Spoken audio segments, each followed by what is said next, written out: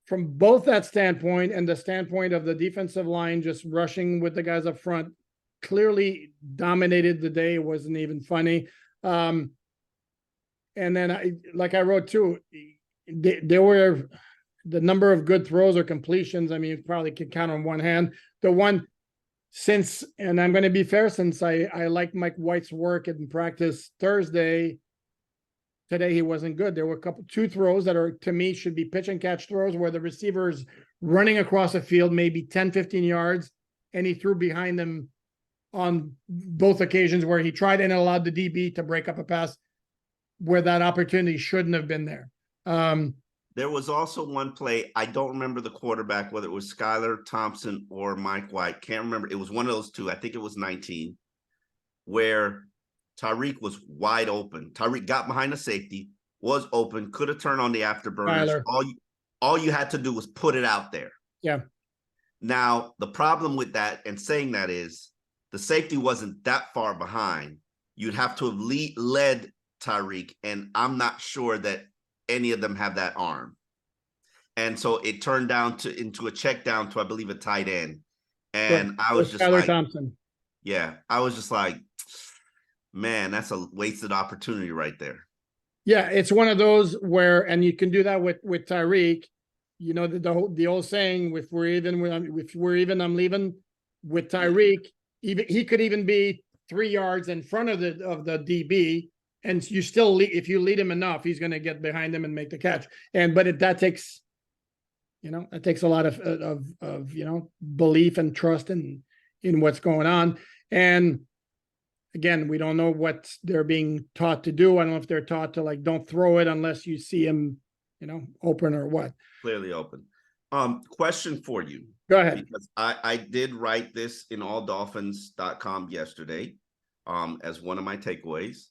Tyreek Hill, yesterday I wrote, Tyreek Hill has had 2 mediocre days of practice. Mm-hmm. I'm not sure he caught anything in team today. Oh, he did. On a play where Skylar Thompson showed very good pocket presence, and I have to go there. You don't remember the play? He stepped up in the pocket. He had pressure coming in on both sides. He stepped up and he threw a pass to the numbers to his right, and it was about 20 yards downfield, and it was a completion. It was a good play. Maybe. And I talk about the pocket presence is what a quarterback should do when he's getting pressure on both sides. It was a nice play. That was the one completion.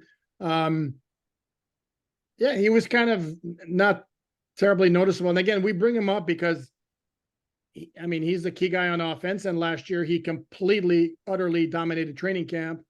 And we're not even close to seeing that so far. Yeah, he dominated every day. Yeah. And he made, you wouldn't walk away from, you'd walk away from practice and he'd probably have at the least 60 yards on a bad day. Yep. Mm-hmm. I'm not sure he's probably at 100 in 3 days of practice. I agree.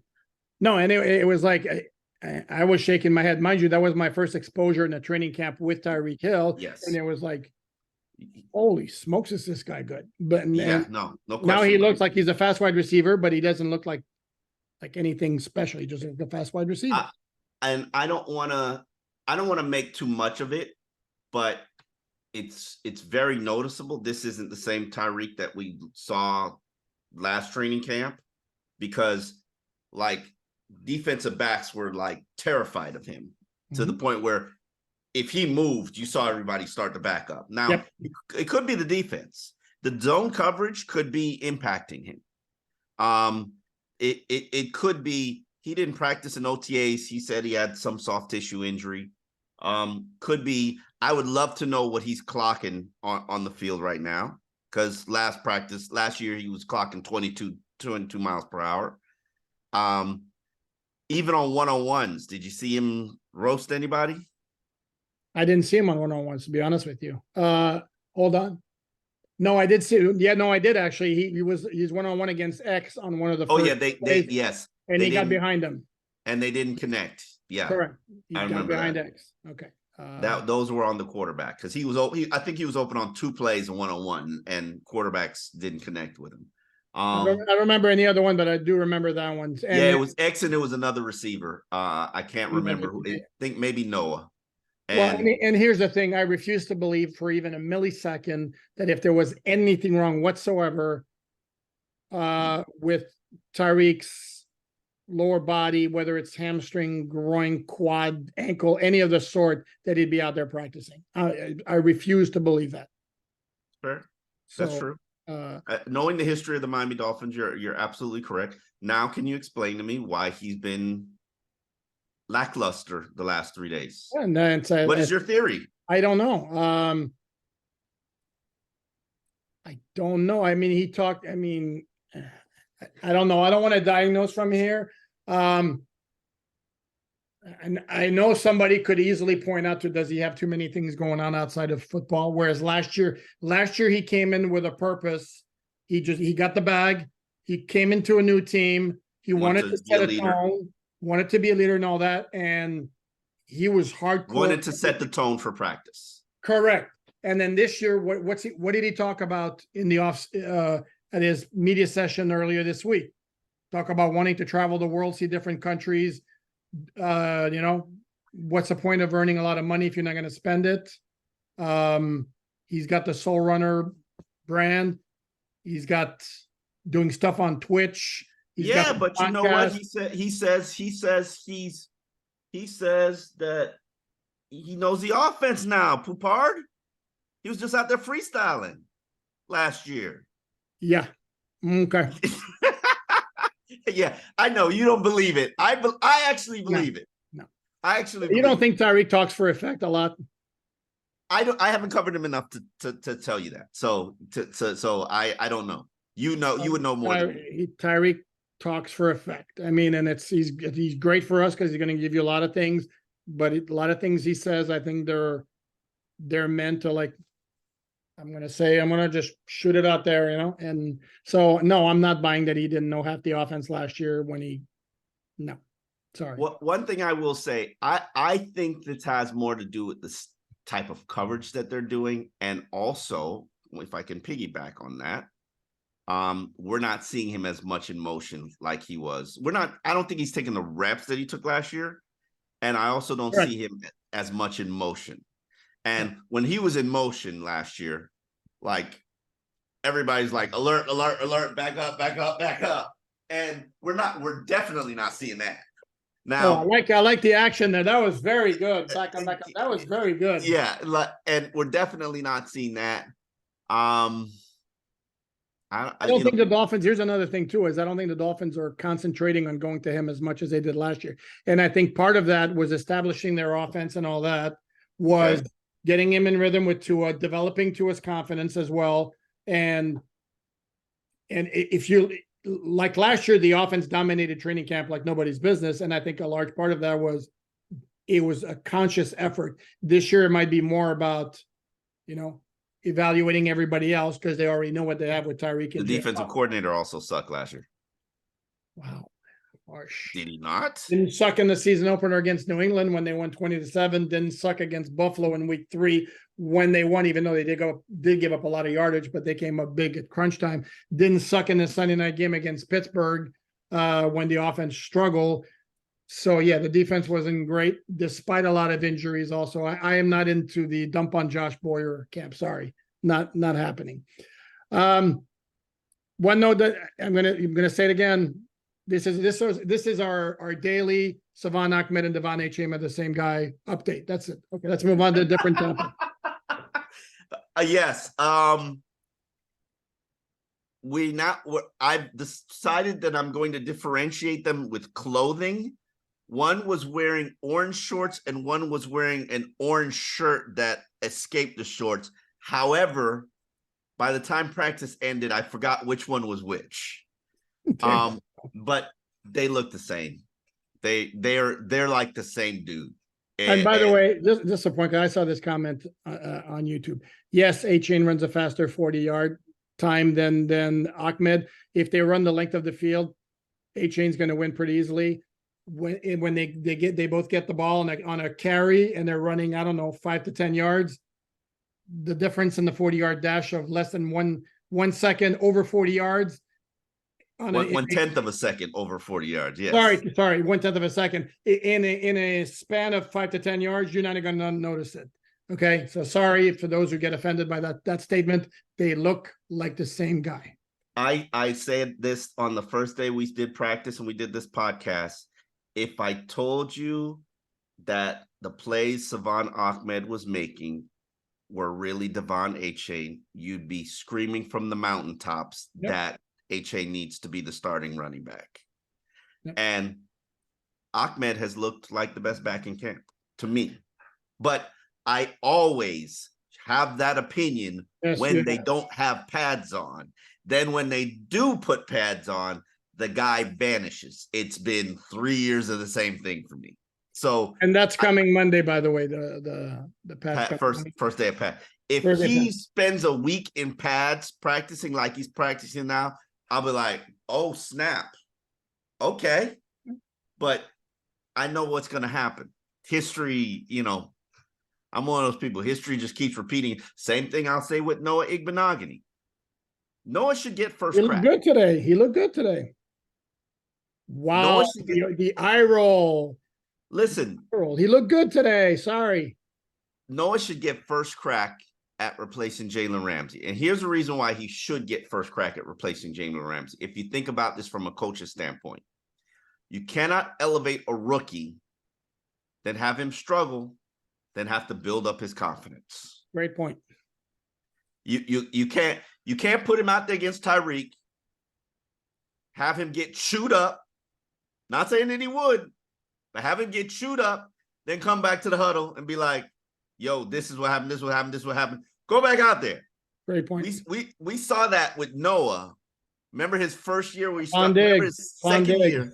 Huh? Fan Diggs is Noah's rookie. No. I'm talking about training camp, the second year. Second year, I forget who the receiver was. He went from spending the week with the first team to being demoted to the third team. And then we never saw him the rest of the year. No, and I go back to his rookie season when he got into the lineup because Byron Jones got hurt early in the Buffalo game and they had him cover Stephon Diggs. I mean, you're talking about, go ahead, Rook, whose instincts aren't great, go cover maybe one of the top 3 route runners in the NFL. Have fun. I mean, that was not great player management here. No, and I totally agree with you. I will say another thing about Noah. I've said this before about Noah. Noah's skill set and the lack of instincts and ball skills, to me, make him clearly a better zone guy than a man-to-man guy. And they're going to be more zone under Vic Fangio than there has been in the past. I think that plays to Noah's favor big time. Not saying he's going to become a stud. I'm saying, and I'm with you, they absolutely should give him a long look, see if there's something there. Obviously, somebody saw something at some point. Otherwise, they wouldn't have drafted 30th overall in 2020. Brian Flores, tell you that for a fact. Okay, well, Brian Flores, for all of those who want to dump on him as much as you want, knows defense. Yes, and then when Noah didn't turn out to be the player that he thought he would be, Brian Flores, from what I'm told, took a crap on him daily and destroyed his confidence. Now, well, let's just say that player relations may not be necessarily Brian's forte. If defense is his forte, player relations may be not the thing he does best. So I'm curious to see, and Noah said all the right things, as he said all the right things in previous years. Mm-hmm. The question is, when he starts to face adversity, will he go in the tank or will he rise to the occasion? And unfortunately, he's previously gone into tank. He said all the right things now where he's like, I don't care what unit I'm working in. This is me working to get better at my craft, working on my technique. Now, I've heard all that before. Yeah. Well, but piggybacking off the point you're making about bouncing back leads me to mention that Cam Smith had a good practice after not being very good yesterday, which is, again, the sign of a good cornerback because you're going to have bad days. Why would you say it was a good practice, though? Did he have a pass deflection? He did. He had a nice pass break up near the sideline. I don't remember the receiver, but it was a good play. And I think, as I recall, seeing him doing fairly well in the one-on-ones. In the one-on-ones. There was one guy who had an insanely ridiculous hold.